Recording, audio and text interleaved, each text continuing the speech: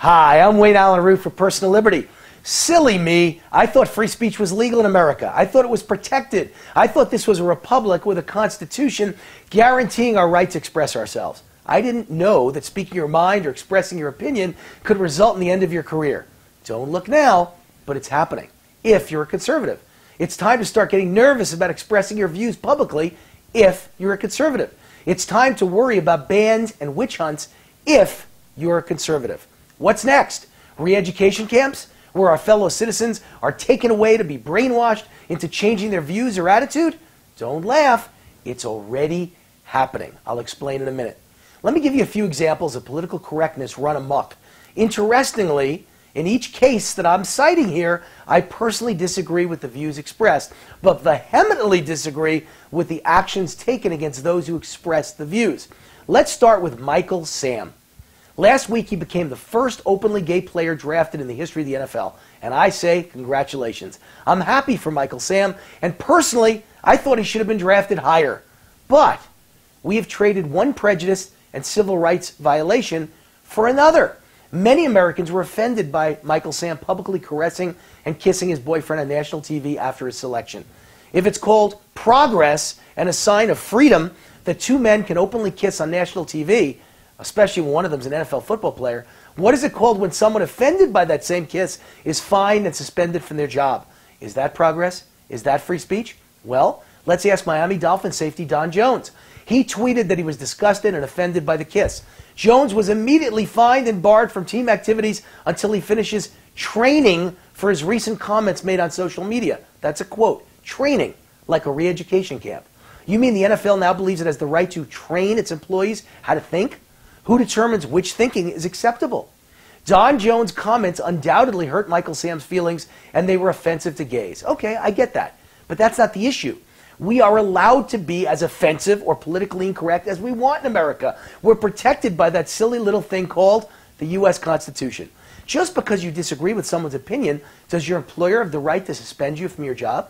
To fine you $10,000?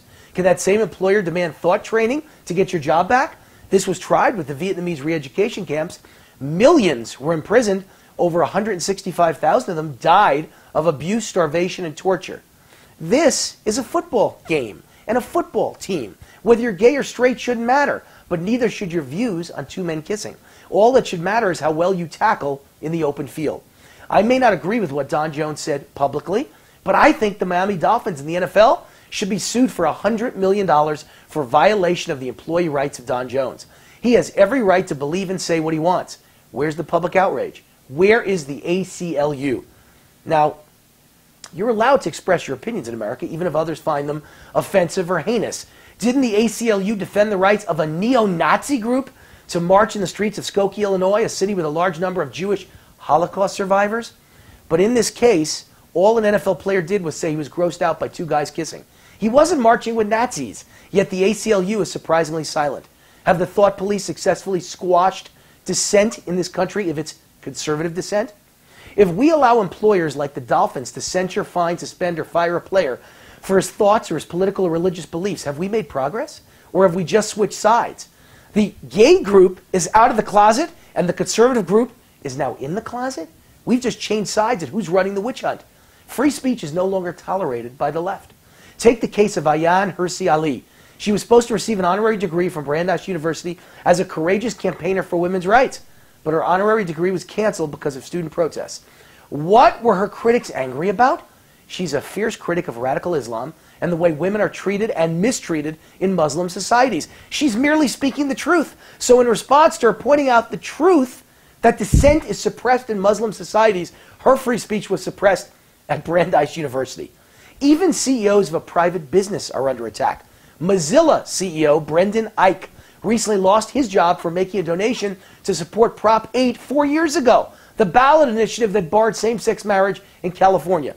Once again, I happen to disagree with the opinion of this CEO. Respectfully disagree. I personally think government should stay out of our boardrooms and our bedrooms. I don't believe government should be involved in allowing or not allowing marriage. It's a personal and religious issue. But the issue here isn't gay marriage, it's freedom of speech. Should a CEO in America be fired for his personal belief that marriage is between a man and a woman? Worse, he wasn't fired for leading the battle, but rather for just writing a check 4 years ago. This isn't supposed to happen in America. Where's the public outrage? Where's the ACLU? Is the free speech of an NFL player or a conservative CEO or a courageous women's rights crusader worth less than the free speech of a neo-Nazi group to the ACLU? I think it's great that being gay is now openly accepted in America, but does that mean that others should now be forced into the closet? Is that progress? Or is that trading one civil rights violation for another? For the first time, I'm rooting for the ACLU to take a stand. If not, soon in Obama's America, Christians who oppose gay marriage or abortion will be forced to sit in the back of the bus. CEOs will be forced out of their jobs for publicly opposing minimum wage increases or affirmative action.